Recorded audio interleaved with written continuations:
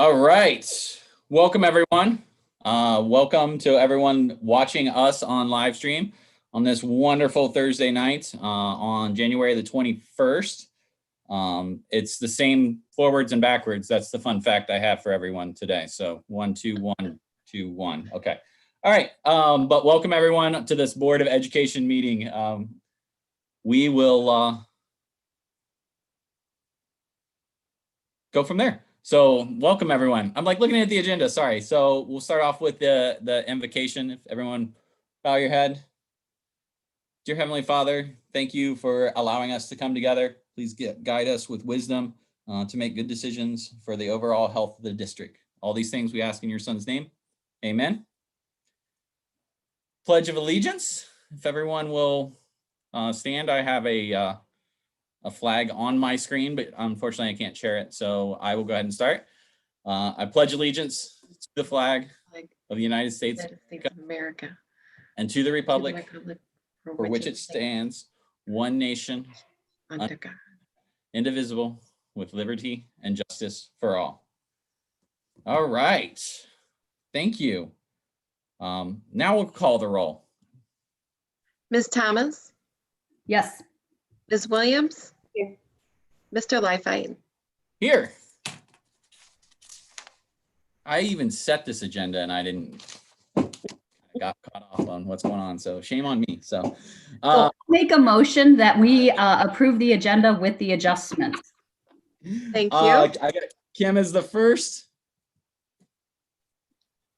I will second. Melinda? Oh, Melinda did? No. You didn't second? Okay, I'll second it. That's fine. Okay. Mike seconds. Any questions on the adjustments? Brian, do you have anything you want to add? We have the aid, a long-term sub, a presentation under for the board's consideration, and then a resolution in the board's consideration. Does anyone have any questions or anything, Brian, you want to talk about with those? Just when we get there, you're going to hear Miss Cassie give a little update on our traits, which are leading into our quest. Very anxious to let everyone hear the latest vaccine updates, even though 3 of you probably already know what they are going to be. And the board work session and the calendar are just items that just need to be discussed and get some input. All right. I think we can give input. So I'm confident that will happen. All right. Well, motion on the table is to approve the adjusted agenda, the adjustment to the agenda. If you would like to call the roll. Ms. Thomas? Yes. Ms. Williams? Yes. Mr. Leifheit? Yes, motion carries and those adjustments are approved. Moving on, looking to approve. Hopefully everyone had a chance to review. It was in the folder, but the minutes from both the December 17th as well as the organizational meeting on January the 7th. So looking for a motion to approve those. So moved. Melinda's first. Kim will second. Kim as the second. Any items worth discussing on those changes, adjustments? Okay, so we are voting on approving the minutes for December 17th and January 7th. If you'd like to call the roll. Ms. Thomas? Yes. Mr. Williams?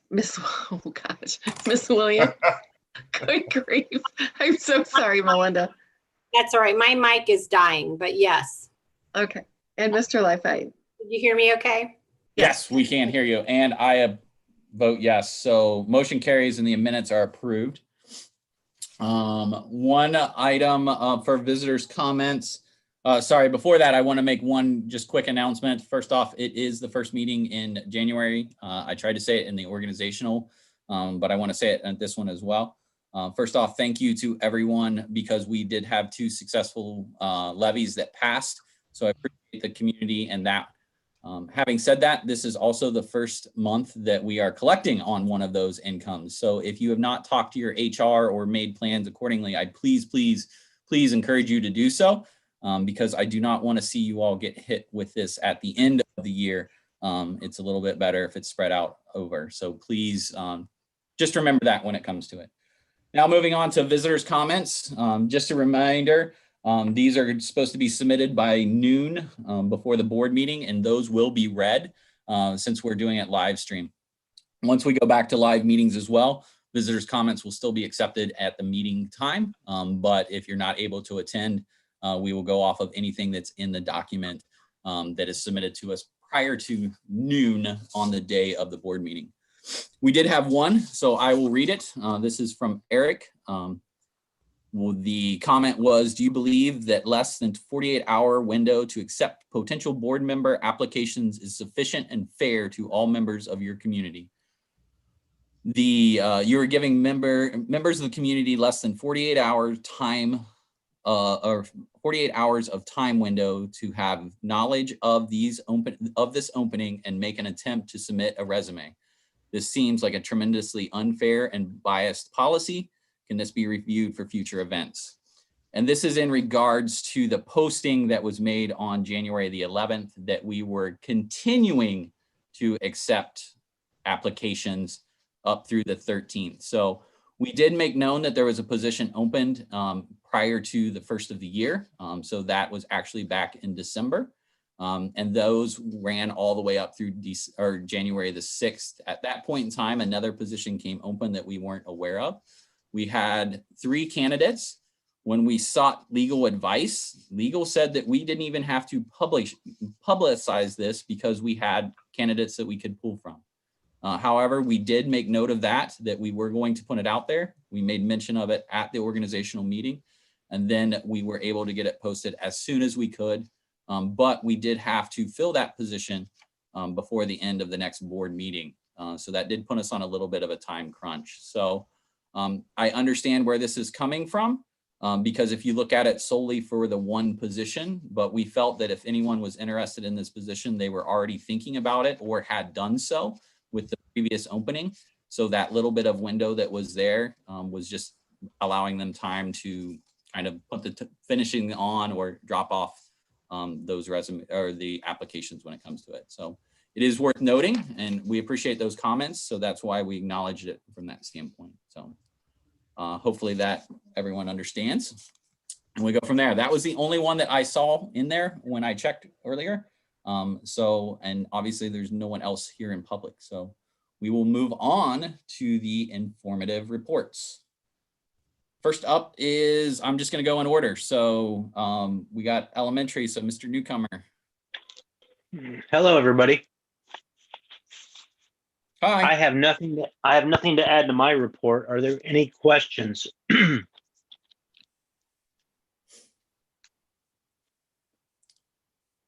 right. I'm not seeing any from the board members. Oh, Kim's got some. Yeah, sorry. I didn't get a chance to ask Mike or any of the others. How are we doing the map testing with the kids in VLA? So actually, I think we're doing it similar in middle school, and Jay can speak to that as well. I actually have those kids, if the parents opt to bring them in, because they can always opt out because some don't feel comfortable bringing the building. That's why they're doing VLA. But they are actually from my building coming in February, I think it's 8th and 9th, to do the reading and the math. And I think last time when I did this, I had just about all of them come except for about maybe 3 or 4 opted out. And we do that after school, after the school day. So I'd take the older kids in the cafeteria, and then Miss Sharp and Miss Ramlow do the younger kids down in the library. Thank you. Sure. All right. I don't think there's any other questions. Mr. Newcomer, thank you for all your hard work, and please pass along to your building staff. We appreciate everything from that standpoint. Yeah, thank you. All right, Mr. Clark. Hi there, everyone. Yeah, Kim, just to kind of answer your question too from the middle school, very similar to what Mike said, we offered it to our VLA families. We're just going to do the fall and the spring test with them. The winter test, the interim test is not necessarily, a lot of schools don't actually do it. So rather than bring them in December, right before Christmas, we did have probably about 2/3 of our kids come in for that. And we tied it to the school pictures. So they came in for their picture, and then we also did the map testing that same day with those kiddos, and we'll do that again in the spring. We also did try, because remote testing is available with MAP. So I did try that out with one of our kiddos just a month or two ago, and it worked really well. So we may consider that as an option for the spring as well if things aren't much better.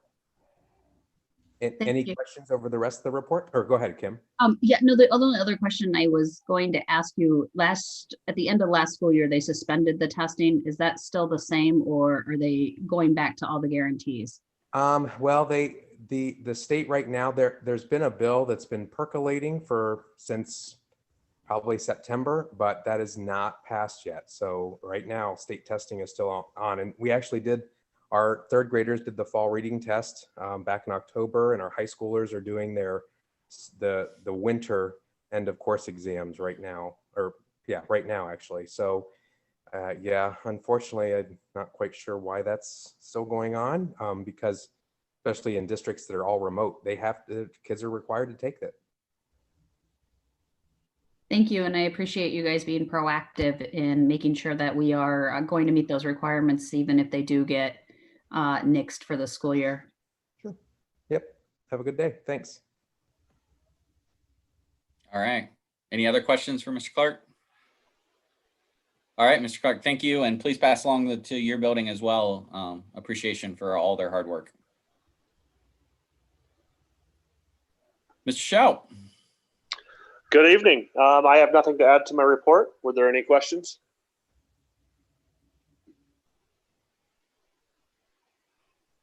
Not seeing anything from anyone. So thank you for the report, and please pass along to everyone in your building the same as well when it comes to it, that we appreciate all their hard work. Okay, thank you. All right, VBEA highlights. Good evening, everyone. This is Trisha Basinger. I'm representing the VBEA tonight. We'd like to share that we've been in talks with Mr. Bloom, Ms. Jacobs, and the board, and we're excited about the future of the district. We feel like there are some great opportunities ahead of us. The open communication that we've had with Mr. Bloom has been great, and we look forward to that transparency and open communication with the board as well, and all of the administration moving forward. Despite the problems we've had in the past, we are moving past them and starting over today and looking forward to the rest of the school year and beyond. All right. Thank you for the report. Any questions from the board? Just a comment. Thank you, Ms. Basinger, for keeping a positive attitude and continuing to work forward. No problem. All right. Well, thank you so much. And please pass along to everyone that we do appreciate all their hard work. I will. Thank you. All right. Teaching and learning report. I don't have anything to add. Does anyone have any questions? Not seeing anything from the other board members. So thank you for your report. And we appreciate all your hard work that you're doing on. Thank you. And please pass along to everyone in your department. Thank you. Mr. Kelly, maintenance, transportation, and food services. Yes. Hello, everyone. I have nothing to add to my report, but would answer any questions that you might have. All right. Not seeing anyone from any of the members. So thank you. And we appreciate all your hard work and all the hard work your staff and all those realms are doing when it comes to transportation and the food service and facilities. I'm super excited by what's on the future of this board agenda, and hopefully you're feeling pretty good about some of that stuff too. Yes, I'm feeling very good about it, and thank you. All right. Athletics. I don't see Justin on here, but that doesn't mean anything. I might be missing his picture. So, Mr. Bloom, you know anything? I do not see him Okay. on here, and I do not know why. Nope, that's fine. It could be something came up either from the building or from athletics, so that's fine. He did send our report. Does anyone have any questions that we can field towards him or Mr. Bloom could attempt to answer? Okay. All right. Well, for everyone watching, we do appreciate all the hard work that all the coaches are doing to keep all our athletes safe and participating. So appreciate that. Superintendent's report. Mr. Bloom, you're up. All right. What excitement there is about that. So basically just some highlights of it. And first and foremost, we're continuing to operate on the modified hybrid, Monday, Tuesday, Thursday, Friday. There was a video that was sent out last weekend, just kind of updating a hopeful date to come back starting 5 days a week in the middle of March to late March, as long as the vaccines continue down the path that we've been talking with the Board of Health every Wednesday. Also, there'll be some other highlights, like I said earlier, about our calendar, the traits of a Black Knight, the vaccine, and our work session coming up. And a huge thank you to the entire staff again. To think that we are still 4 days a week with a Wednesday remote day, it's just absolutely amazing, and I'm very humbled to be part of a group that works this well together, that allows us to put the kids first.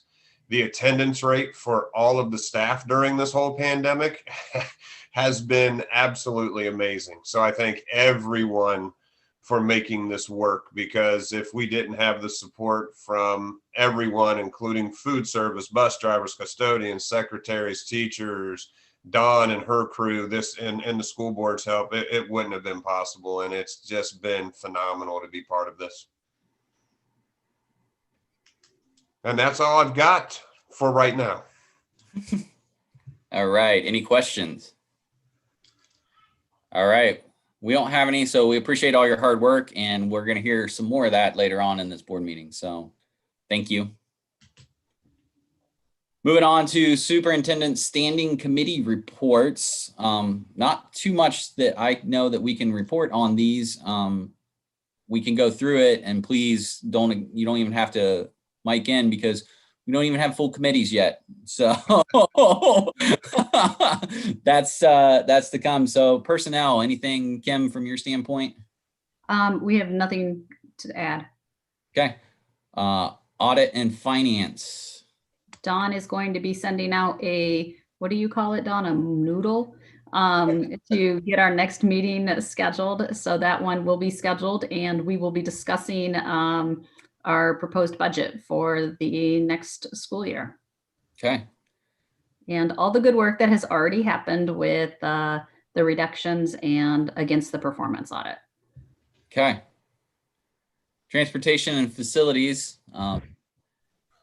Well, I think Jim was working diligently on that, and I know that Dawn and Brian are working to get some facilities report together, and I do believe that we are trying to schedule a next meeting in February that I'll be able to attend, and whoever else is my partner in the facilities committee, maybe we can get that worked out so we can all attend.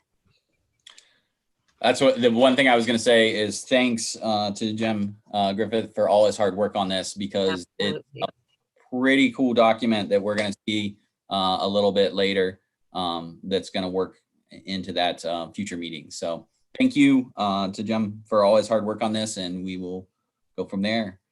Athletics and extracurricular. That's ongoing. I think we're going to be having a meeting probably maybe next month, Brian. I'm not sure, but that's ongoing. Okay. You are correct. It'll be next month. We should have some more updates with the items that you had sent out to everyone, I believe, in December when we last met. So yeah, that will be coming up in February. District and school policies. We have not met. I don't know if we need to. Mr. Bloom, just let us know when and whatever organization we are using policies when that comes up next. But we haven't anything new to report from that standpoint. We voted in the policies from the last time. So student achievement and liaison. Yes, I'm still hoping that we can work with Cassie and get something share like the traits of the night with the state, and maybe we can get some kind of special recognition for that. I think that'd be really awesome. So that is also a work in progress. Awesome. And then curriculum from my standpoints, Ms. Schaefer is going to do a presentation to everyone tonight. And that's going to kind of lay some foundation of what we're looking at in curriculum.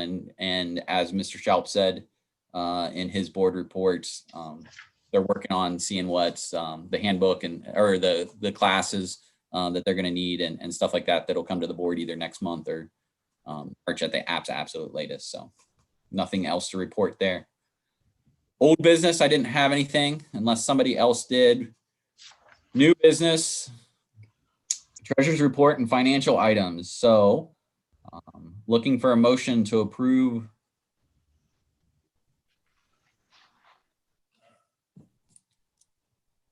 I'll make a motion. Items 1 through 4. Okay, I love it when you end it with a question mark. So Kim has the first on approving treasurer's report items 1 through 4. I second. Melinda has a second. So item to discuss. I'll turn it over to you, Don, and you can walk us through, or we can ask any questions, whichever order you want to go in.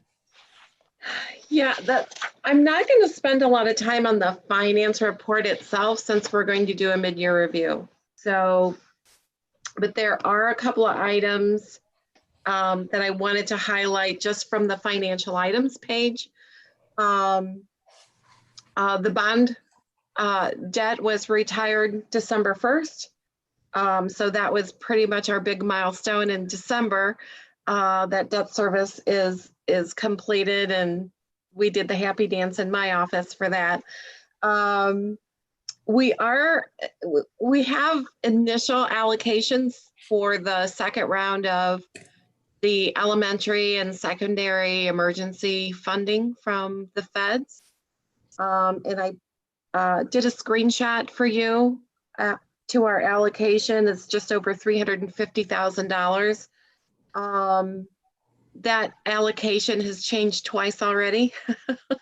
So that's definitely a soft number. So we'll keep an eye on that and watch for the application processes as that comes through. You do have the capital, the draft report of the capital spending plan tonight. That's in the docs this evening. And then we're going to do a mid-year review and just talk about some of the highlights. I did receive some notes, finance related from the State Department today. February 1st is when we anticipate to hear the first release for the biennial budget from the governor's office.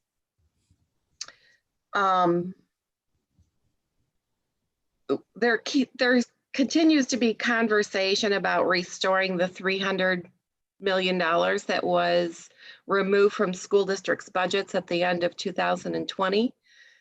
Unfortunately, school districts in the state of Ohio are carrying a reasonable cash balance, and they were kind of big winners in the state when it came to coronavirus money and relief money. So it seems a little sketchy at this point as to whether or not they will actually restore that $300 million that was lost. So that's something that we're going to be keeping an eye on as the budget moves through. I'll be anxious to hear the initial releases that happen with that new biennial budget come February 1st. So I'll keep you posted on that. There is some concern that there will be tax payment delays from the county auditor's offices. It sounds like the Ohio Department of Taxation had a delay due to the pandemic. So a lot of the tax bills did not go out in a timely manner like they should have. It's either that or the fact that all the mail goes random places now. It takes a long time for bills to show up. I'm not sure if that's part of it or not. So we may not see our final tax payments until March or April. It all depends on how Hancock County actually handles that. So I'll keep you posted on that as well. There is a talk about student wellness and success funding, and the change in the statewide poverty data. So they're anticipating that those allocations may actually increase. But all of that information is soft as well. So that's something else that we'll keep track on as it moves through. Is there anything in particular from the finance report itself that anybody had a question about? No, Don, but I have a different question. One of the things that we're seeing in healthcare is the rules around the money that has been dispersed are changing, and they are working on taking back the money they have given us. Do you know if there's anything similar that would happen to the money that we've received? I just lost about $4,500 of initial ESSER money. So they actually took a portion of our allocation partway through the year. I want to say at the beginning of December, they decided, I say they in a loose sense, ODE decided that they were going to recalculate any non-public transference of that money. So initially it was $600 that was being transferred to our parochial schools where our students attend, some of our students attend, and they increased it to, it was almost $5,000. So the bad part is that a lot of that money had a December 31st spending deadline. Well, then they changed that as well. So now we have until December 31st of 2021, but because we were pushing to get that money spent by the original deadline, that money has been spent on other things. So I may have to absorb a portion of those expenses from the original ESSER. Now I'm waiting for the real applications to drop for this second round of funding. I'm hoping that I'm able to transfer those expenses that essentially I'm losing out of that money to the new round of funding. So I'm kind of waiting to see what the original effective date is for those funds. If they go back to March 1st of 2020, which was the original funding, I will be able to transfer those expenses over to the new round. But as of today, I still don't have that information. And I contacted ODE and they didn't have it either. So we're kind of waiting to see at this point. They did expand spending deadlines. It was really funny because they pushed us, especially for the Ohio broadband money was supposed to be spent by December 31st. That is now pushed back. It wasn't until a few days before the deadline that they pushed the deadline back now to December 31st of 2021. So now we have an additional year, but we were pushing to get it in and get it done and get it spent. So we're waiting for some final encumbrances to clear on that funding, and then we'll just file the final expenditures report and get it off the books. So Cassie and the technology guys, they worked really hard to get that done in that time frame. And unfortunately, I kind of pushed them with a kind of a pain, you know, to get that done. But you never know what's going to happen and how it's going to come down when the final days show up. So as of this date, we haven't lost a lot, but we lost a little. Thank you. The next piece that I want to share with you, did anybody else have any other questions about finance report, or do you want me to just move forward with the mid-year review? I'm completely okay if you want to move on to the mid-year. Okay. I think we all have plenty of questions about finance, but I don't think we have too many questions about your financial report. Okay. All right. Sounds good. I'm going to attempt to share my screen. All right. You can do it. So I know you're all excited to see if I can do this. Okay. Share my screen. Okay. I can do this. Confidence. All right. I'm disabled. So Cassie has to let you. I thought maybe you talked about this beforehand. yeah, no. We had all that time that we were chatting beforehand. Oh my goodness, I know. There we go. Okay, here I am. This is it. Okay, so it's really awesome that Brian is participating in this evening as well. Can you see it okay, Brian? I have no idea what you're talking about. That is such a great statement right there. I don't know what I'm talking about. Let's see. Okay, good. All right. Well, now that I got your heart pumping there, Ms. Jacobs, yes, I My can. blood is moving now. Thank you so much. What we're going to look at tonight, I look at the close of business for December 31st as kind of one of my red letter days. So I'm halfway through the year, and I think it just lends itself for us to compare ourselves to where we closed at December 31st of last year. And while it's not everything, I think it's kind of one of those guideposts in the road that that we're able to take a look at and just kind of check ourselves and see if some of the things that we've implemented are working well. So these are the fiscal year 21 revenues for the operating. This is just the operating funds. So this is a very similar slide to what we've seen before. The lion's share of what it is that we receive funding wise for operating comes from real estate and personal property taxes. We do have our little piece of pie here from the state foundation support. I would be remiss if I didn't talk to you about the fact that that's actually a negative cash flow at this point. So we're still at the point where we're transferring almost $1 million in local tax revenue to the state to support our current foundation funding formula. This is the breakdown of our expenses for operating funds as well. Salaries and fringe benefits.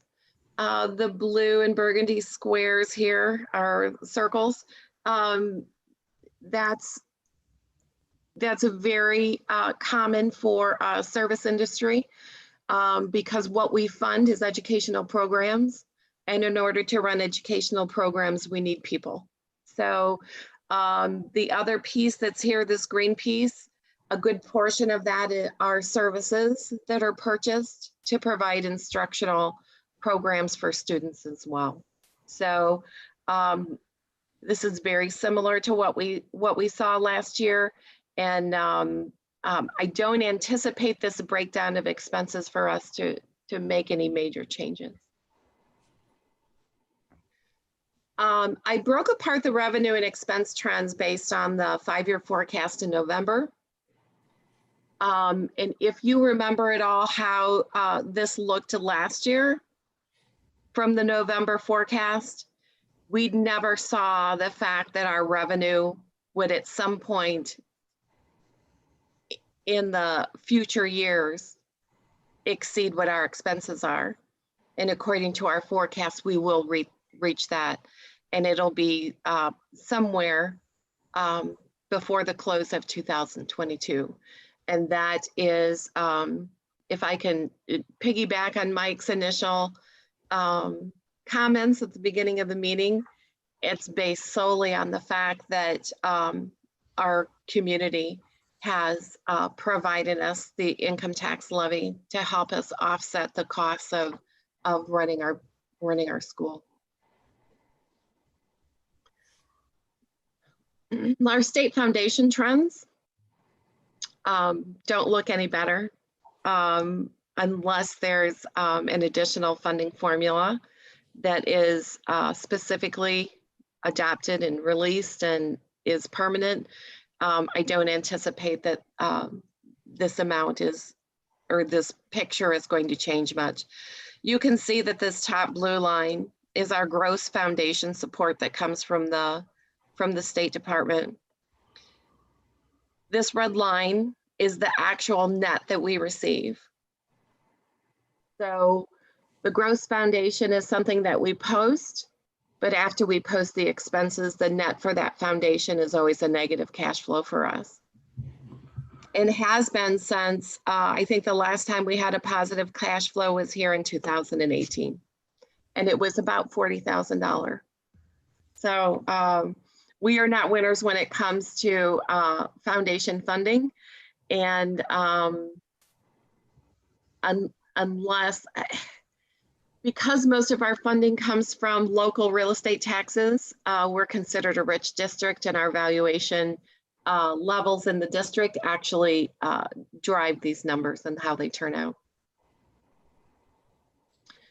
The 2021 revenue comparison, because of the increase in real estate taxes and valuations, it helps us that we're at the 20 mil floor.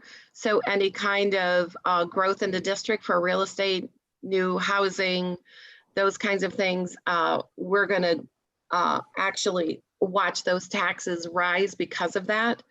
You can see that we've actually had over last year about an 8.5% increase on revenue side.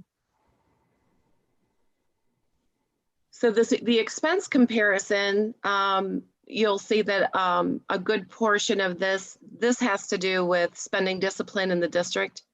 And you also see that there's an amount here for the salaries. That's a reduction as well.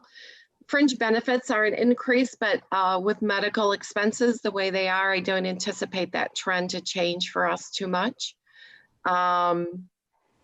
And we did have an increase in capital outlay expenses, and that was based mostly on technology expenses that were posted to the operating funds. So this is just the bottom line, the move for us. This line here talks about revenue and expenses. The actuals for 2018 through 2020, you'll see that it was a sizable negative cash flow. We actually are projecting a $1.2 million decrease in the forecast for 2021, and I don't think that we're going to get anywhere close to that number. So our May forecast will be adjusted to reflect that. It's my goal this year to have our deficit spend come in well under $1 million this year. So if everything aligns like I hope it will, we'll be looking forward to that for the close of this year.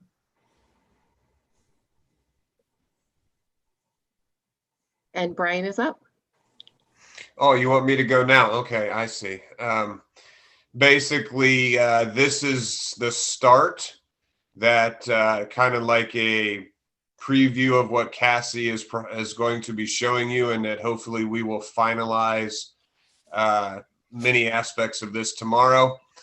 If you see there, the vision has stayed the same from last year for now. There's discussion about perhaps changing that. The mission is very different. Building experiences, building connections, building thinkers, and you will see a very connection from that mission statement in the quest that is going to be coming from the traits which are below, which are respectful, responsible, resilient, and the hashtag would become Be a Black Knight. And you're going to see a lot of trends, a lot of similarities, and hopefully you'll see a very streamlined K12 vision, mission, and traits and quest, all moving forward with some rebranding about what we are going to be looking like, with a real big emphasis on our Black Knight label. So that's kind of a preview, and Cassie will get into a little more detail about where exactly we are with the trait. So this whole slide is basically based on the work that has already been done with those traits of a Black Knight. All right, our teaching and learning. There is actually a lot of this has happened relatively fast, starting back in November when we started to get some momentum. We started off with the hybrid model, if you remember, Monday, Tuesday, Thursday, Friday, every other Wednesday. That quickly turned in the middle of October to our current modified hybrid schedule. We do have a goal. I hope we can get to that 5 days a week, like I said earlier, for mid to late March.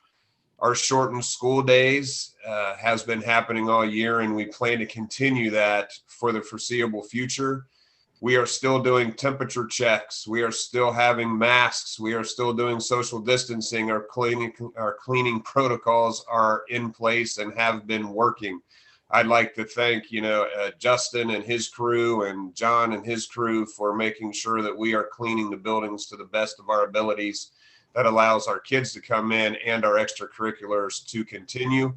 And the other little slice under there that people often forget, I can't imagine what this year would be like without Nurse Judy.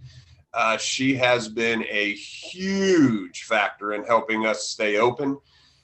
If you haven't known or you do not know, the Board of Health was so overwhelmed with this pandemic that contact tracing is totally up to our wonderful Nurse Judy. And not only is she doing that, she is talking and supporting our parents and students as they are a little bit concerned when these results come back positive, or if they're showing symptoms. She has become a huge help in this pandemic and keeping us open. A positive that has happened, which you're going to see in the calendar moving forward, is our Wednesday remote day. This has been phenomenal in allowing us to move forward with professional development, with all of the planning, the implementation of the instruction. And I'm hoping that we'll be able to continue at least one day a month of a Wednesday remote day to keep this professional development going for our teachers as well. And real quick, again, this has really all started since the end of October, what you're going to see coming up next. We've introduced and developed the traits of a Black Knight. We have introduced and are currently developing the Quest, which is the old strategic plan, which will be totally updated. We have created the Facilities Committee. We have the Superintendent Advisory Committee. And I don't know if Mr. Clark is still actively part of this, but I want to thank him because this was causing me great heartburn. I am so glad he is so excited to do job descriptions and revise our job descriptions so we can have updated expectations for all of our employees, and also have some evaluations that we will be starting also this spring. So thank you, Mr. Clark. And I can't tell you how happy I am that you're doing that. Well, at least you're still here, Mr. Clark. That's a positive. Yes, I'll let you continue. It's all you. Well, no, Mr. Clark, if you want to jump in and say what a phenomenal job you're doing with all of this and how you are just rolling and will have this done at the next board meeting, feel free. Oh, I thought I have it for this board meeting. I'm just kidding. No. If you do, wow, are you special? Thank you, sir. And we'll expect it tomorrow then. Thank you. Our communication has been, and I heard, and we have, I hope, improved upon that. I heard the communication from almost all the stakeholders needed to be improved. So with the staff, there's weekly emails. The Board of Ed, you get your summaries each week. The Hancock County Board of Health has been phenomenal. We meet with them every Wednesday. We also have started the weekly updates to the parents to allow them to know our current operating model, social media with our Facebook and Twitter, and then updates as needed, in whether I send a text or a phone call has been received pretty positively. And I think we still have improvement, but hopefully these changes have caused more people to be in the know and to help the school district become more transparent as we move forward. Did you want me to continue on this one, Miss Dawn, with operations? I see you shaking your head and saying yes. We have had some safety upgrades, some updated security system, entry door changes. Our technology with our infrastructure hardware upgrades. We do have replacement schedules for our Chromebooks now. The transportation, which has been huge, as you may or may not know, there's at least, I believe, Don, unless it's changed, the last we talked, I believe 2 new buses, hopefully Yep. for next school year. Mhm. Justin has really hit the ground running with some facilities upgrades and improvements with athletics. There seems to be positive momentum, especially around the soccer field, getting lights for the start of next season. Our capital improvement projects, which you're also going to see in our facilities plan that Don did a phenomenal job of making look really nice compared to the chicken scratch I had on just my paper, is talking about parking lot repair cycles, roof repair cycles, sound and lighting projects, especially centered around our auditorium. The water fountain replacement project so you can fill up your water bottles has already started. And then also, I didn't see that down there, the auditorium upgrades and repairs so we can get off of our Windows 95 operating system that is being currently used, and some new lights. So all of that is in process, and you'll hear more about that when we talk about our facilities update. And that's all I have. And that's it. Does anybody have any questions? No, just a comment. I really do appreciate you guys putting the time and energy into this presentation so that we can not only share it with the board, but that since we're live streaming, that the community can see how we are making progress in trying to categorize the expenses we have coming at us, as well as taking the information we learned from the performance audit to ensure that we are being as fiscally responsible as we can while continuing to grow as a district. So good job, Don. Good job, Brian, and everybody who participated. Thank you so very much. Thank you. Very welcome. And Don, thank you for letting me tag on and just change the slides and not have to create anything new. I greatly appreciate it. You're welcome. So moving forward in the treasurer's section, we have a couple housekeeping items, which is the OSBA contract for this year. And that's a pretty standard membership for us, but it keeps us in line with the Ohio School Boards Association. We have a couple of contracts. The final forms, that's a recommendation from our technology folks, and they are going to be tag teaming with the final forms contract that is already in place for athletics. So we're trying to combine some of those services and the providers together. There is a 3-year contract that Mr. Kelly has worked tirelessly and has run interference with all of the energy companies that were after us because our contract was coming up. We actually saved a sizable amount of money potentially with the signage of this contract. We reduced the amount that was offered to us by any other organization. And looking at historical data, if we were to purchase the same amount of energy like we did in the last 36 months, we would save in excess of $35,000. So I thought that was a positive step forward in the energy department. We only get to look at that on a periodic basis because those are normally long-term contracts. And as Mr. Bloom mentioned, as part of the review, there is a lease purchase agreement using meta pricing for 2 new school buses. We anticipate that we will take the option of paying off the 2 school buses over the next 5 years, and that will be funded through the permanent improvement program. So the last item on my list here is the permanent improvement plan, and a draft of that report was provided to you this evening. Did anybody have any questions about, or do you want me to talk a little bit about the permanent improvement plan that we submitted to you and kind of the thought process as to how it was developed? I think from the standpoint, since the public's on as well, I Yes. appreciate that. Okay. Direction. All right. So the facilities plan was put together in Dawn, I don't tandem. know- Hey, sorry to interrupt, but I don't know if That's it's okay. possible to show that plan as well, or am I pushing your tech skills? Because don't get me wrong, I hate sharing my screen every presentation I have. It gives me anxiety. So Does Brian, do you happen to have the Google Docs up where you could share the facilities plan? Because I don't have my Google Docs up at all. Hold on one second. Now we're going to test Brian's skills.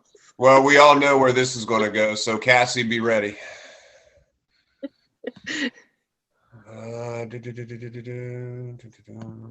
Dawn, would you like the facilities one that we worked on first, or do you want the final one that you had shared? The final one that we shared tonight. And I think Cassie's going to trump everyone and just do it for us. I That would am be really so awesome. excited about Well, I don't know that I have the most recent version that's shared. That's the only problem. I don't have access to your Google Drive for the board. that. Well, hold on. Oh, okay. That seems weird. All right. Cassie, I can share mine if you want.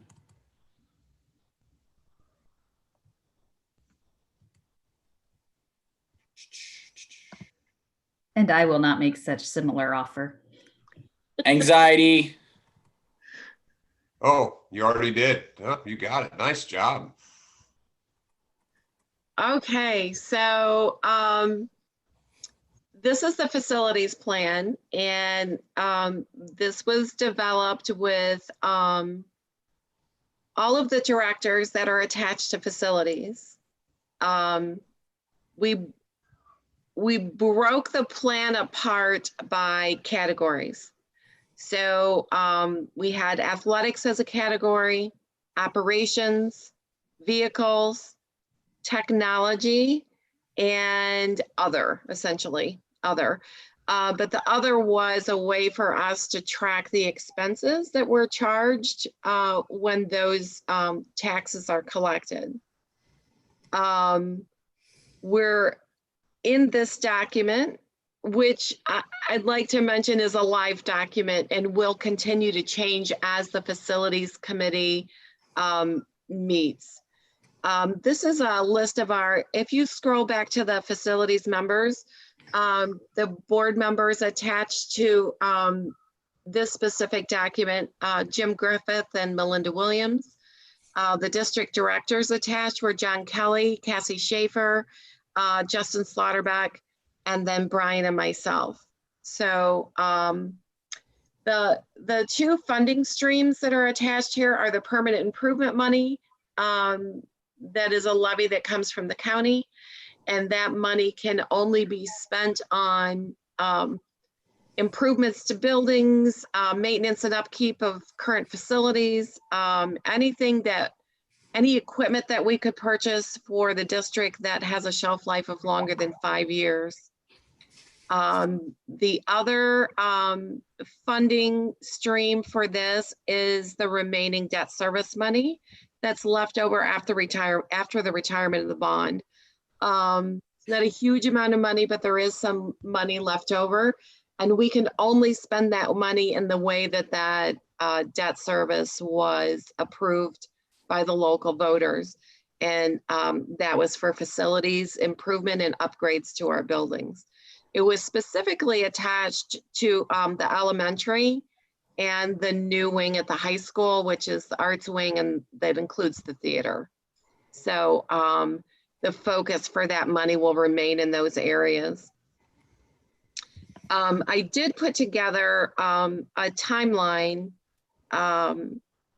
basically based on revenues coming in, expenses going out, and then expenses broken apart by the specific category areas that we discussed. Some assumptions have been made for the cash flow. Some of the projects may change, but the dollar amount of the cash flow will probably stay pretty consistent as to what's in this document now. I think that the piece that we need to remember too is that there is a point when we will need to explore the feasibility of how we're spending our money and whether or not the funding that's coming in over the next number of years is actually be better spent on an aging facility, or if we'll need to make that jump to talk about a new facility which would have lower maintenance costs. So that conversation will happen in the future, but it's definitely something to keep in mind as you review this plan. We did also adopt, add as part of this, we have a couple of appendixes at the end. One is the Ohio Revised Code that's attached to the use of permanent improvement money and how it's to be spent. The next is the board policy that's attached to facilities improvement and planning. And the final appendixes actually show the cash flow the way it was broken apart by the separate categories and the debt service money as well. So we've got the permanent improvement section and the debt service funding. So we have about, in the debt service, it's about $355,000 left from that funding stream. And that's a finite amount of money. So there are some projects that are attached to that. Like I said, we talked about improvements and upgrades that need to happen in the theater to make it more of a venue, not only for our performances that will happen.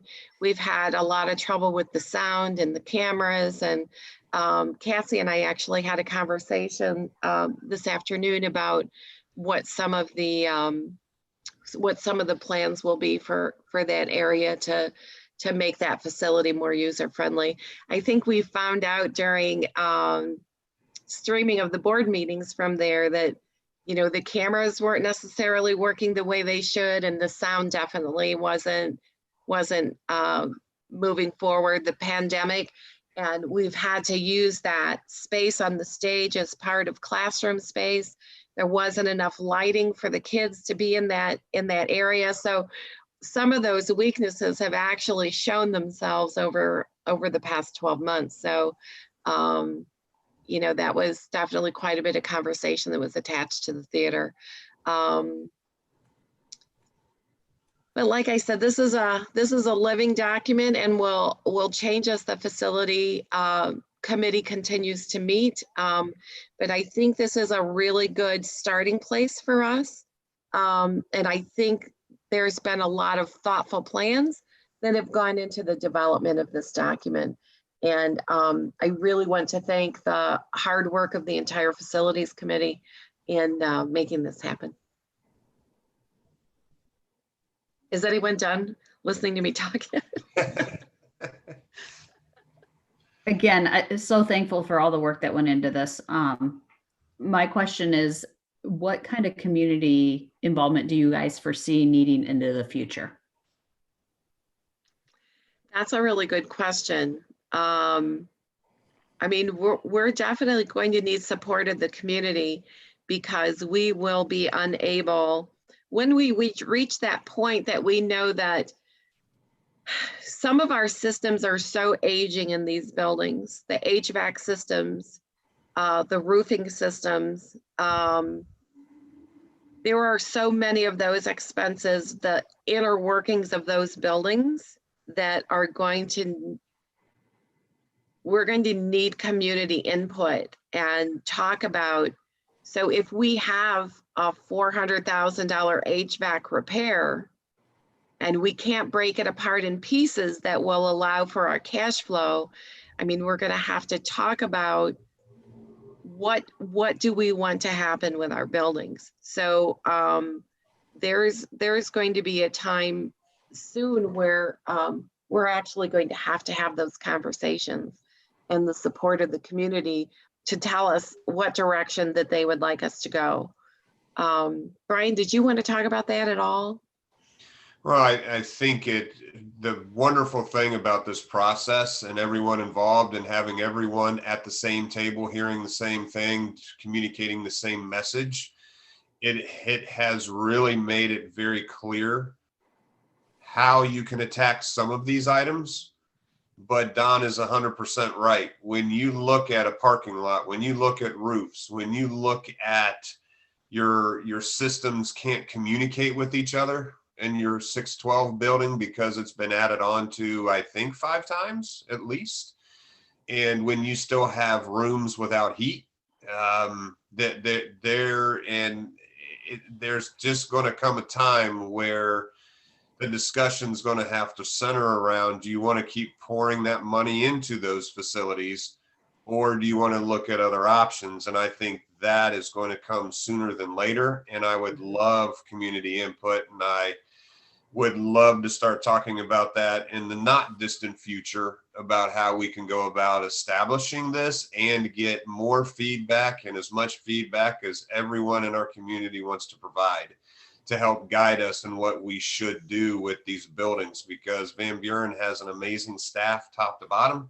The students are amazing, the community is amazing, but I would love to hear their thoughts moving forward when they see this document that everyone has been part of creating and establishing, and timelines and how much money, and it's out there and it's transparent. Is that the direction that this money should be used for, or should we look at other options? I think that time is coming quick, and needs to be open and honest discussion with everyone out there, and allow them to have a voice. Well, and the thing that we have found in reviewing these internal systems of the building, and I think Andy will appreciate this, the way they engineered the buildings in the 1800s is not the way we would engineer these buildings now. And so there's just kind of there's a stopping place that you hit to say, okay, well, we've got this one fan that provides air circulation to the entire building, and when that goes, everything stops. So that feels like a bad idea to me, and I know that my skills are limited. So so that's where specifically the community input is going to help us. And I think the idea that that Andy has this kind of background that we would be able to pick his brain when it comes to that point would be fabulous as well, because we are there are some of those things that are sitting out there. They're operating now, but this facilities plan will help us put the plan in place to be able to address those issues as they arise, and they will arise. We just don't know when. So I think, Kim, to your point, there's going to be a time for the community, and I think it's going to be sooner than later. It's not sooner that we're going to build or anything, but getting the dialogue started, forming some of those committees, adding on to the facilities committee with public involvement is going to be kind of that next phase. So, yeah. Okay. Any other questions or comments? All right, so on the table is to approve the treasurer's reports, items 1 through 4, and that would include that submitted draft of the permanent improvement plan. So if you would like to call the roll. Ms. Thomas? Yes. Ms. Williams? Yes. Mr. Lifeit? Yes, motion carries, so those items are approved. Moving on to superintendent's recommendations. All right off the bat, wish congratulations and thank you to Ann Bryan, Marcy Clark, and Dana Patterson, who have made it official that they'll be retiring at the end of this school year, effective June 1st, 2021. I'd like to thank them for everything that they've done for Van Buren and will continue to do for Van Buren to lead us through, hopefully, the end of this pandemic. It's just very appreciative for everything that they've done. The 7 months that I've been here, they've been nothing but professional, and they will be missed moving forward here at Van Buren. You will also see there is a bus aide and a custodian on there. The custodian, again, is to help us get caught up, so to speak, and help with our cleaning protocols and make us whole again. And that goes back to the performance audit as well. You will see that Jessica not only is an aide, she can also drive a bus. So that is fabulous. She can also be a custodian and work in food service. So she is a true Swiss Army knife. So thank you, Jessica, for deciding to be part of that. Katie, thank you and welcome to the team. And also in Dawn's world, Ann McInnes will now be exclusively working with her as an assistant treasurer and accounts payable.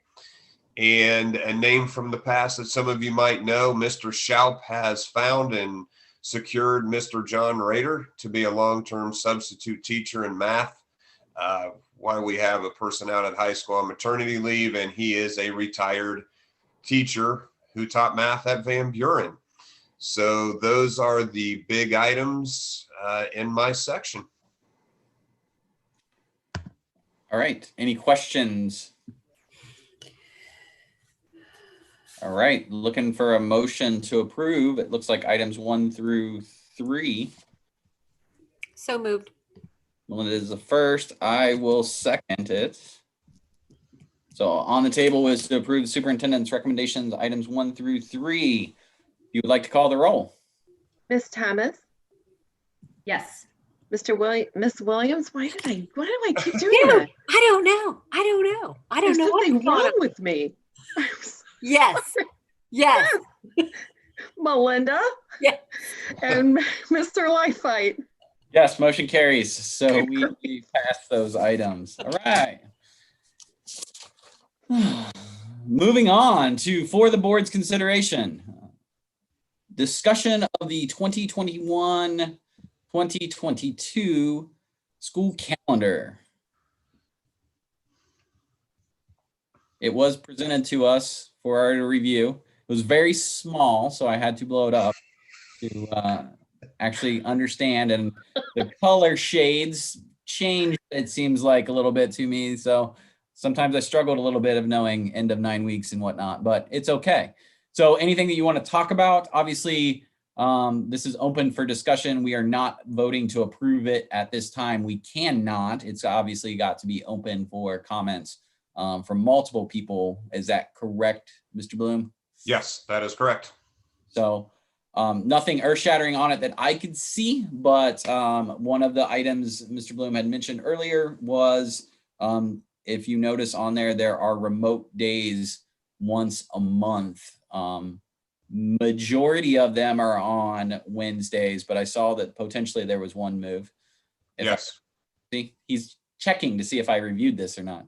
No, I know you did. So, but any comments, anything you want to share with us? Just the fact that that Wednesday remote day once a month, it has proven these Wednesdays that we have during this pandemic that part of the reason that we are able to move as quickly as we have has been able to have that entire staff together. And it was suggested, and Cassie reminded me and showed me that there is other school districts in the state who use that concept. And I really believe moving forward with where we're trying to go and with our quest and unifying K12 in every arena, those Wednesdays will be vital to keep us moving in the right direction. And as Kim challenged me a while ago, hey, what have you learned from this pandemic that you can carry forward? This was an overwhelming response, and working with the union and our administrative staff that they thought would be very beneficial to try and see how it would impact us, hopefully positively moving forward next year. So that's the major difference from the calendar this year, and it is intended to continue to improve instruction for our kids. Okay. Just for everyone that's listening, what is your plan? Are you going to post this on the school webpage and then solicit comments, or what are you thinking? I was actually going to maybe on my little weekend update do some type of attachment or somehow, some way, let all the parents see it. So if they feel like providing feedback, they can. That was my initial plan. Now, how I think I know how to do it, but everyone knows on this phone call that Cassie now has something else that she needs to make sure I understand for tomorrow. So that was my goal, was to allow the parents to actually see it and provide any feedback, so there's no surprises moving forward. Again, that whole transparency piece. Sounds good. Any comments from the board initially right now? Not seeing any, so we can move on. Next item on for the board's discussion is potential discussion to filling openings on the superintendent standing committees. So we will fill those. So with the appointments that are coming, I think that we will be filling those accordingly.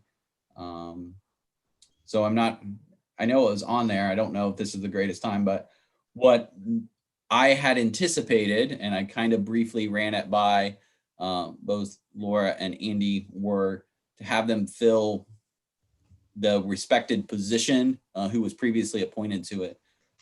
Andy would be looking to be on the facilities and the curriculum. That would be replacing Jim's spot. And then Laura would be on the personnel, the athletics, and then the policies committee. So she was 3. They're not as bad, I promise. But that's the case.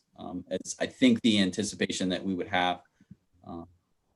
Please don't let me speak for the whole board, but that sound good? And Mike, why don't you tell them who's on what other committee? So like that way they Sure. know who to buddy up with for their assignments. Absolutely.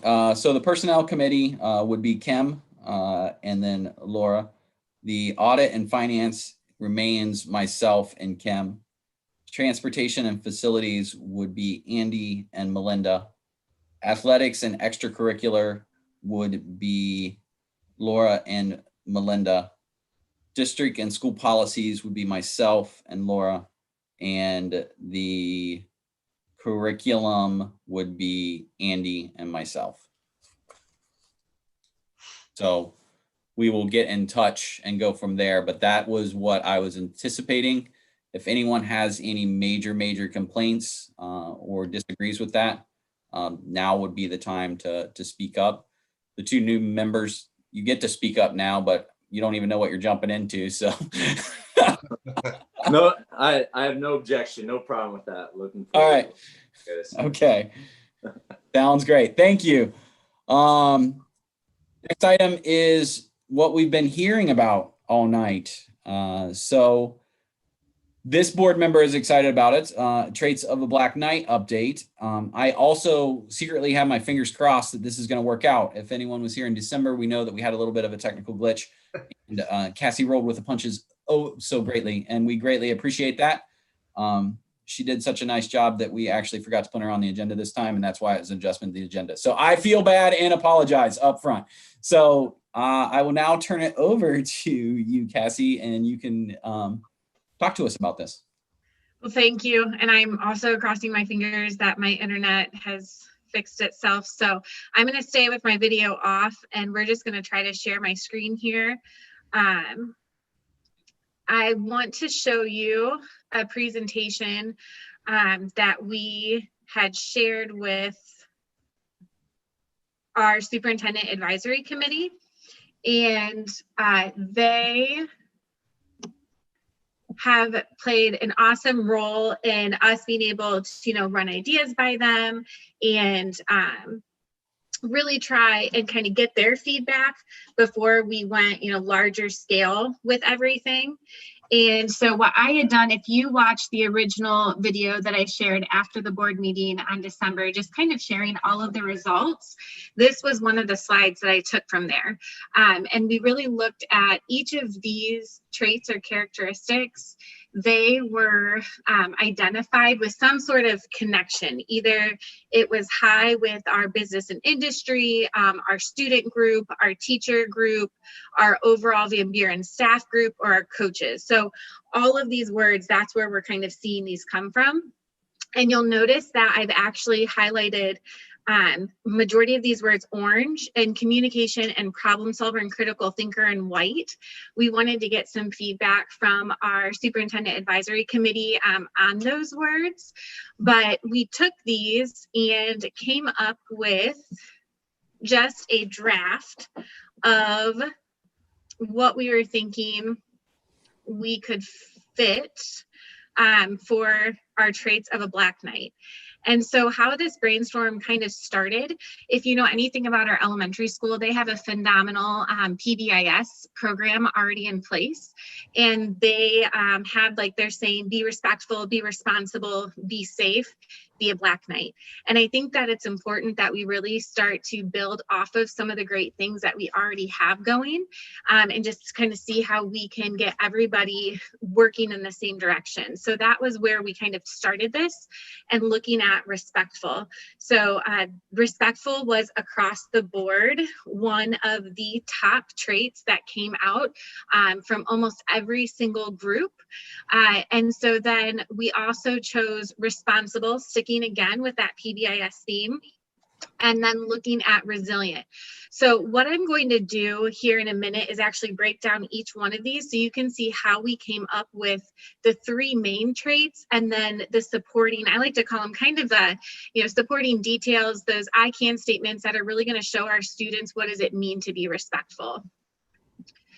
So looking at this next graph here, you're going to hear me reference our overall results.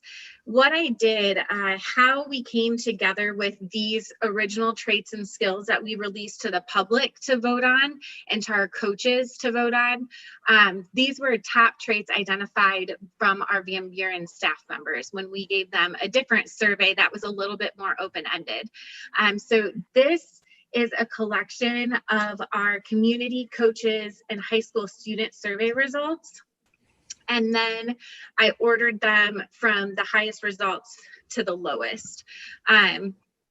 So whenever I say overall, I'm actually referring to this graph. So if we start to break apart and we look at each individual trait, the first one that we looked at was respectful.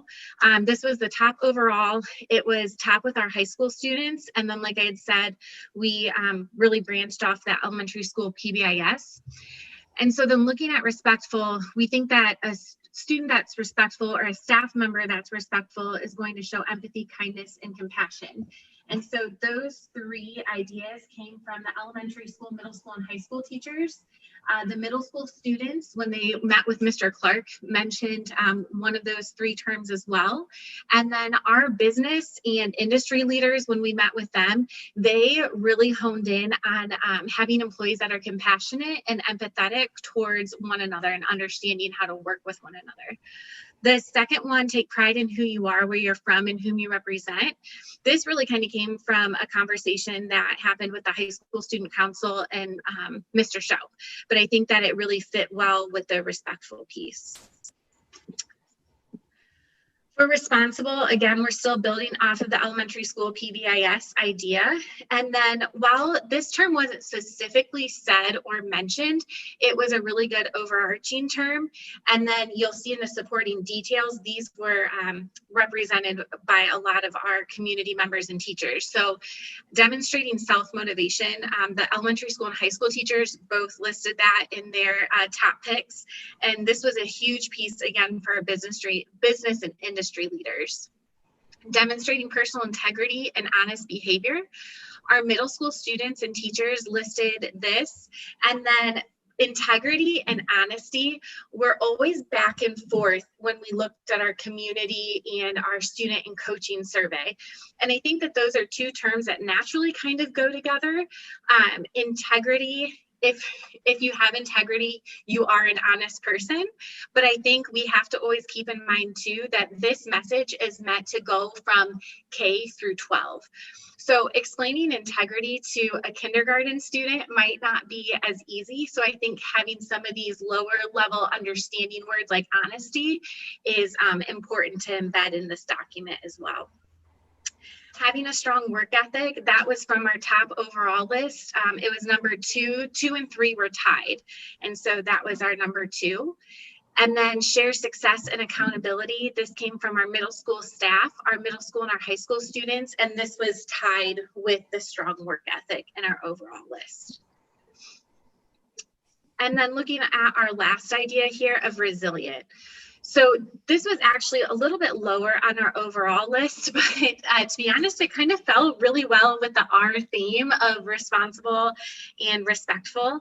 And it's really in the supporting descriptors where you see a lot of the input coming together. So we wanted to engage in healthy practices and our students and staff to promote overall physical and mental well-being. And I think that this was a really big push that we heard from our business and industry group, that mental health is very, very imperative. And we know that this is the biggest thing right now in our educational best practices and what we're hearing as educators and what we need to be supporting in our classes. So I felt like even though it was lower overall from our community, it was still something very important to highlight. Persist to accomplish difficult tasks. This was again with middle school and high school teachers, and we saw it on our overall list. Learning from mistakes and failures. This was from elementary school and high school teachers, and then our business and industry leaders. And this goes a lot with the growth mindset. It's very, very high priority in the educational world right now. You'll hear growth mindset mentioned a lot. The one thing that I wanted to do with this, though, was to be very careful of using buzzwords and trendy things. We want our traits to be almost timeless and something that we really can work with for years to come, and not be something that we're changing every year and chasing the trends. And the last one is adapt to changes. And that was from our overall list that we noticed. So in going back to this, we talked about, we were able to hit all of those major words in some way, shape, or form, except for communication and problem solving and critical thinking. So we took that to our superintendent advisory committee, and we said, you know, like, what are you thinking here? And so we had some suggested edits. With adding communication and critical thinking, problem solving as a supporting description, or somehow include that. So if you look at this first option underneath respectful, we can add communicate by empathizing with the perspective of others and being attentive to the words and tones used. And then with communication can also fit underneath responsibility. And, you know, everybody has that responsibility to communicate their thoughts, ideas, concerns, and questions effectively. And then with the problem solving, we really think in order to be a strong problem solver and a critical thinker, you have to be resilient. So we wanted to go more with that perseverance idea of when you're challenged to accomplish difficult tasks and solve problems, you can persevere through that. So we threw that option out after hearing from our superintendent advisory committee. And then the second option that we threw out was going with be a Black Knight, a communicator and critical thinker who is respectful, responsible, and resilient. The superintendent advisory committee took this, they have this presentation, and they actually took whatever they wanted and however they wanted to share it with their team members to each one of the elementary school, middle school, and high school buildings to get additional feedback from the teachers. And so now our next steps, we're going to receive that feedback from our stakeholders, and we want to finalize the traits of a Black Knight, hopefully this month. We are meeting as an admin team tomorrow, and the principals are going to be sharing out what they learned from their superintendent advisory members that are in their building. And so we can kind of regroup and figure out which option we like the best. The beautiful graphic that you see in front of you, I am not a graphic designer. So Justin Slaughterbeck has been working with a few different companies to really start to get some ideas of what we want this to look like, because we want to create a new graphic representation for this. So you'll really kind of see a lot of schools, they'll do some sort of emblem or circle or diamond or triangle or something, you know, that's very visual to help offset and show off their traits. And then they'll also have a poster. So this information that you see here, that's going to be really important that we have all over the place so that our students can really start to live this. And then we want to share our finalized traits of Black Knight with the stakeholders. And I think this has been a lot of work, but I think it pales in comparison to what we still have coming forward in the implementation. We don't want this just to be a poster that we hang up on the wall. So I'm really looking forward to Mr. Bloom has, you know, given me permission to kind of take over a little bit with the superintendent advisory meetings. And we would really like to use some of those teachers to help us design some ways that we can make these traits meaningful and something that really starts to become something that the entire district builds and lives daily. So I've already started gathering some research, looking at what some other schools have done when they started implementing their portrait of a graduate, or, you know, whatever they call it. So I'm really looking forward to that. That's all I really have to share, just a quick update. I don't want to take up too much time, but if any of you have any questions, I'm happy to answer them.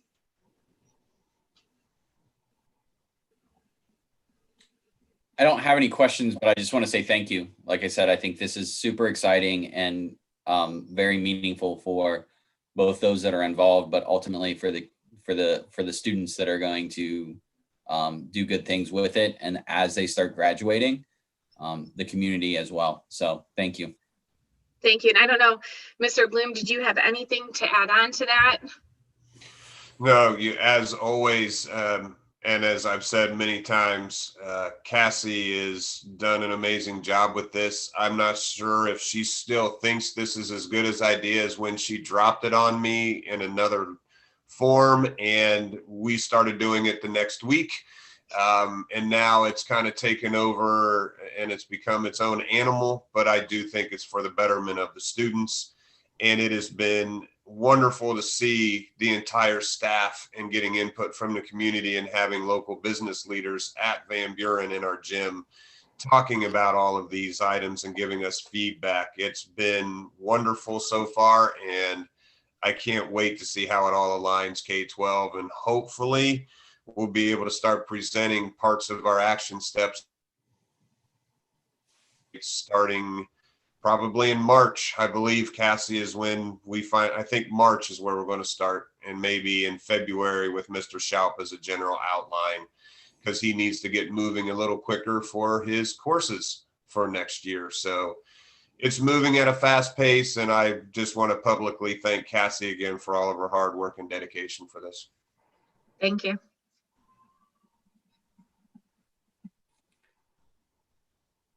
All right. Any other comments? Moving on to discuss staff COVID vaccination options. Well, this is an ever-changing, it's a moving target from day to day. As some of you know, more than others. And the latest, we were to submit a brand new document. We submitted a document a week ago, but a new one came from the State Department. So we submitted another document that was submitted today that you're supposed to give how many staff is interested, who do we want to partner with, and where possibly we might have it. Initially, Van Buren, the discussion, we'll see if it holds, was that maybe we have close, I think we're right around 100 total staff that want to receive the vaccine. And talking with the Board of Health, they are suggesting that maybe we will be a site where they'll come to with whoever we partner with, whether that apparently, which I found odd, but hey, whatever, Kroger or Meijer or CVS or the Board of Health. So they're going to help coordinate who's going to help give the vaccines. Again, there is a suggestion, and I will do this on the update as well, that since we have a large number of people that want a vaccine, that we might want to be strategic in what day we actually have our staff vaccinated, in case people have reactions, in case people don't feel good the next day. So there's discussion, maybe you should do it on a Friday, maybe you should do it on a Tuesday, which leads into the Wednesday. So all of those discussions have started. I let the staff know that there might be a calamity day at the start of the vaccine for the first round, and another calamity day on the second vaccine that they'll receive. So that's kind of where we're headed. It sounds like February 1 is still a go day, according to the Board of Health, what they told us Wednesday, to start the vaccine rollout for educators. And since there's 3 people who work in the hospital, if you've had updates since then, feel free to let me know. But that was Wednesday's discussion to start amping up. Nurse Judy and I have already had conversations of where we would have the vaccines at the school, how it would look, how it would run, how to set up, because I also found out you need to be monitored for at least 15 minutes after getting the vaccine. So all of that is in motion. And as soon as I get very definitive answers, which I'm assuming is going to come next week, if we're going to start February 1st, I will let everybody know where we're in line and how this is going to roll out. And that's it. Any questions from anyone on that? Don't be surprised if you have to fill out another document next week. We've done 2.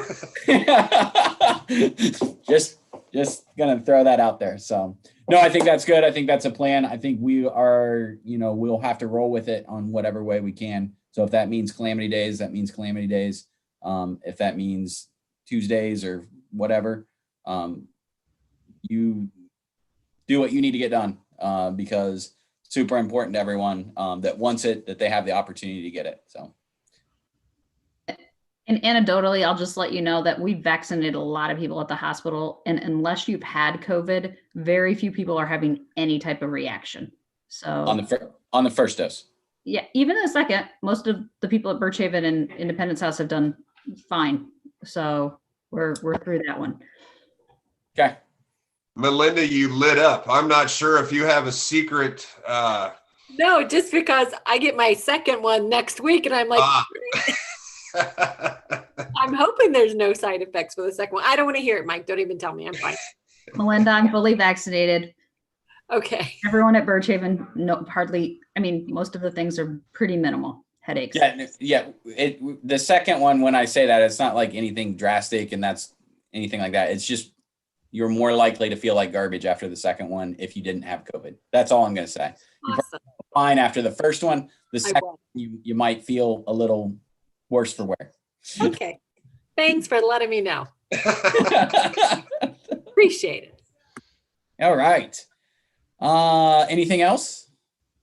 Okay. Board work session discussion.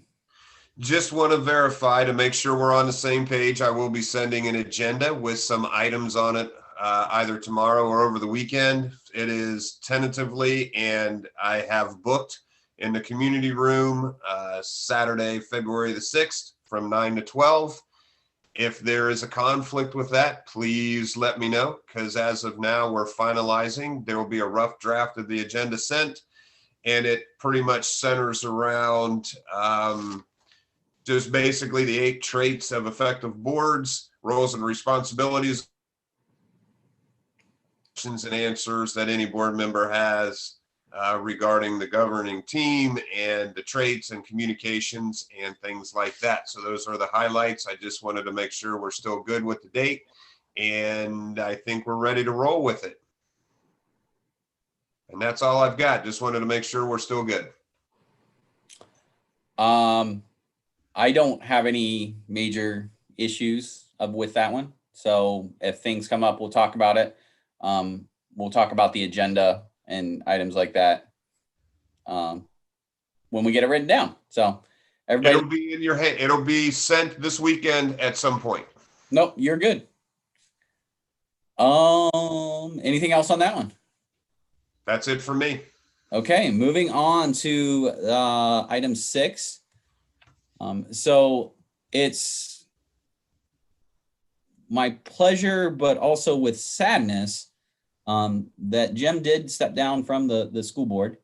He chose to do this. Jim did a lot for the school. I appreciated everything that he did, his honesty and candor. He taught me a lot during my years on the school board. I looked up to him and valued what he said.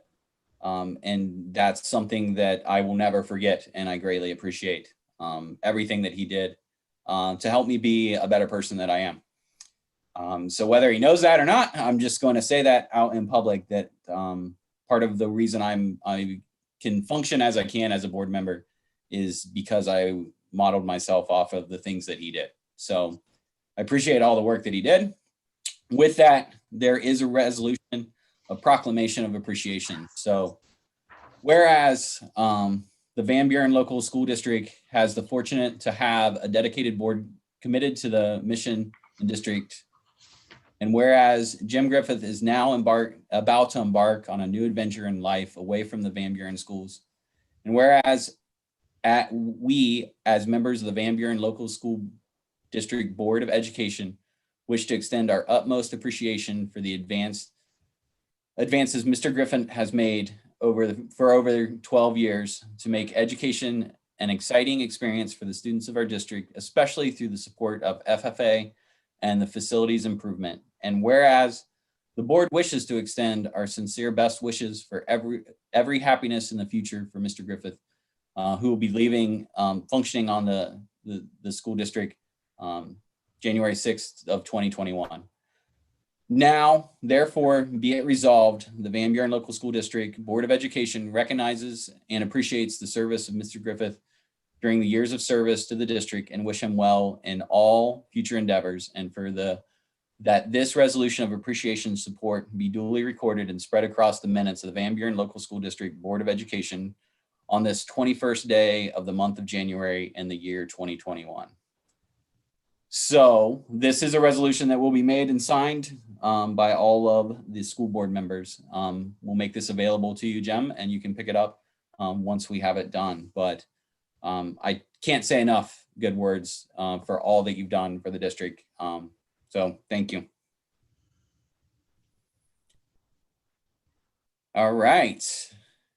Now on to item D, which is any other business to come before the board. We get to the privilege of appointing 2 new board members tonight. So we're excited. We appreciate the turnout that the community had on my terms here on the school board. We haven't really had this much interest in one of these positions. So we appreciate everyone that took part in that, and we had a tough decision. So at that, I am looking for a motion. We actually have to make what it is. So does anyone? This is Kim. I'll make a motion that we appoint Laura Ebright to a current board vacancy. All right. Melinda, are you seconding? Yes, I'll second. Okay. So this is to appoint Laura. Any items of discussion? Hearing none. Dawn, if you want to call the roll. Ms. Thomas, Yes. Ms. Williams, Yes. Mr. Lightfine. Yes. Motion carries. Congratulations, Laura, on your appointment to the Van Buren School Board. Thank you. All right. Looking for item 2. Want to make a motion? I'll make a motion to approve the appointment of Andy Fisher to our board. All right. Kim, you want a second? I am second. All right. So this is to approve Andy to the board vacancy. Any items for discussion? All right. Hearing none. If you want to call the roll. Ms. Thomas, Yes. Ms. Williams, Yes. Mr. Lifeit? Yes, motion carries. Congratulations, Andy. Welcome to the board as well. Thank you. Thank you. So I will turn this over to Dawn because this is where it's really fun in person, and it's even more fun in virtual land when you get to take your oath. So I will turn it over to her. Yes, we'll start with, well, actually, we could probably do both at the same time, couldn't we? Absolutely, you can. Okay, so if you'd both raise your right hand.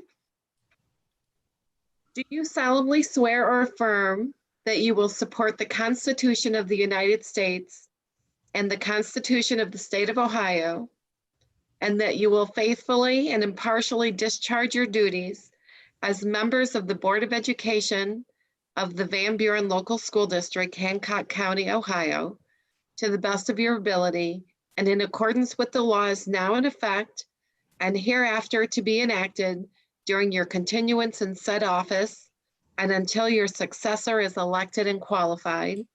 The answer is I do. I do. I do. Welcome to the board. Thank you. Congratulations. Thank you. Congratulations. All right. I have one housekeeping item that I just want to, as I have the full board, the new full board, we haven't had one, but here as well as Ms. Jacob, Mr. Bloom. Is everyone okay? I have everyone's cell phone that they prefer to use. Is everyone on the list of the 5 board members, the superintendent and the treasurer? Are you all okay if I send a document to you all only via your Van Buren school account with everyone else's number on it so we can at least have each other's number in case?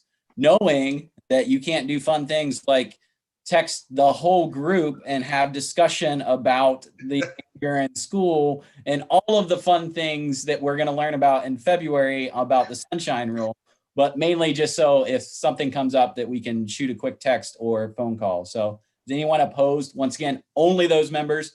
If you have a problem with it, I understand and respect it, and you don't have to, but I just wanted to throw that out to everyone. So, Well, I would just say, make sure you have my right number, because I found out why after Brian tried to send me a text and I looked back at my resume, I had flipped a couple numbers. So that's probably why Kim struggled to get a hold of me over the weekend. So, but let me make sure Mike, I called you with my, and you called me back with the right number last night. So okay. Please utilize that one. I am perfectly fine with it, but please utilize that one. Okay, I will send that one out to those members, not everyone, those members that I discussed when it comes to it. So is that okay? Okay. All right. Past that, I am just looking for adjournment. I make a motion to adjourn. Wow, that was quick. I second. Close to 9 o'clock. Yeah, I think a new member should second it. I second. Yeah, I got Andy as a second. That's completely fine. He's in the minutes now. All right. He's in it. So having no discussion on that, the adjournment is on the table. If you want to call the roll, it will be all the members. Missy Bright? Do I say yes? You do? Well, you don't have to. Let you missed it. I'll say yes. I'm good. Mr. Fisher? Yes. Ms. Thomas? Yes. Ms. Williams? Thank you. Yes. And Mr. Lifeit? Yes, motion carries. We are adjourned at 8:44 for a long meeting with a lot of things to talk about. We still almost made our goal that we normally have. So thank you. We did good. Thank you. And we'll see everyone in February 6th. All right. That's good. Thank you.